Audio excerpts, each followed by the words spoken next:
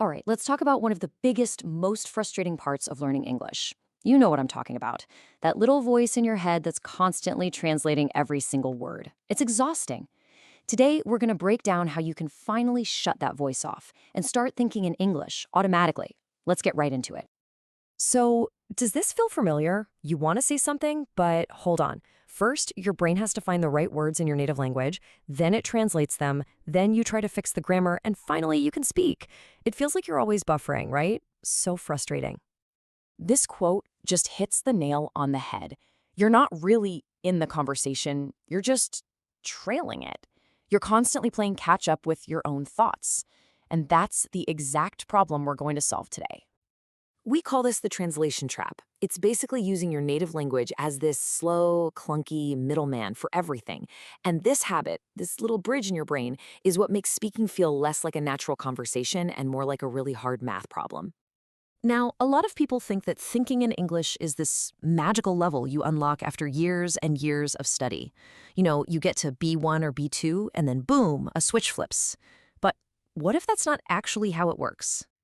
Because check this out. This user, and tons of others, figured out that with the right approach, they started thinking in English way, way earlier. We're talking maybe an A2 level. That's a total game changer.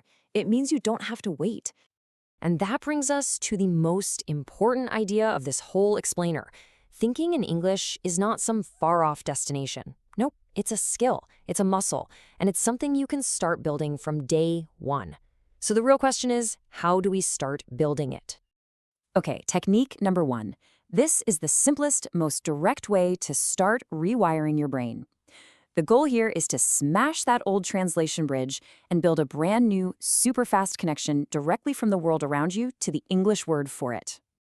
This is so simple, but so powerful. Just look around the room you're in right now. See a lamp? Say lamp. See a book? Say book. The most important rule is do not translate it back.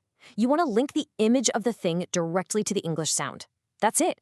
Just 5 minutes a day starts building this incredible new habit. All right, next up.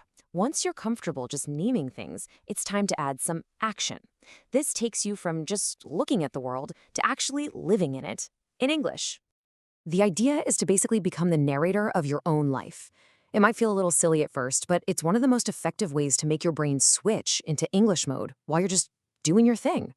It's about active practice, not just passive studying. So tomorrow morning, when you're making your coffee, just start talking. I am walking to the kitchen. I am getting a mug. Keep the sentences super simple. Seriously, don't worry about perfect grammar. The whole point is just to get the words flowing and train your brain to process your life directly in English. Okay, our third technique is all about working smarter, not harder. Instead of learning single, lonely words, you can get fluent so much faster by learning words that love to hang out together. This is the secret to sounding really natural. Now, there's a fancy term for this, formulaic language, but let's just call them chunks. Think of it like this. Your brain doesn't have to build a sentence one tiny brick at a time. Instead, it can just grab a whole pre-made section. It's faster, easier, and way more efficient. And here's exactly what I mean. If you translate word for word, you might end up saying something like, do a decision. But an English speaker would always say, make a decision. Or you might say strong rain instead of heavy rain. When you learn these chunks, you're not just learning words, you're learning how English actually works. So, let's pull all this together. What does this really mean for you? It means we need to stop thinking about language learning as just collecting more and more words and start thinking about it as building new superhighways in our brain. This, right here, is the key. Real fluency happens when your brain just automatically takes that new English highway instead of the old, slow, bumpy translation road. You're literally retraining your mind to work in a new way. And hey, the science backs this up. Just look at these numbers. When you use habit-building methods like these, you remember about 85% of what you learn after a whole year. With old-school cramming, that number drops to just 22%. That's a massive difference. So, here it is, your simple 3-step action plan. Number 1, label your world. Build those direct connections. 2, narrate your life. Practice thinking in real time. And 3, learn in chunks so you can speak naturally and confidently. And just remember, this is not about being perfect overnight. It's about making progress. Every single time you choose to name an object or describe an action in English, you're making that new brain habit a little bit stronger. It's the small, daily wins that add up to huge success. So let's not wait. Let's do this right now. Just look up from your screen. What's the first thing you see? Go ahead and name it. That one word.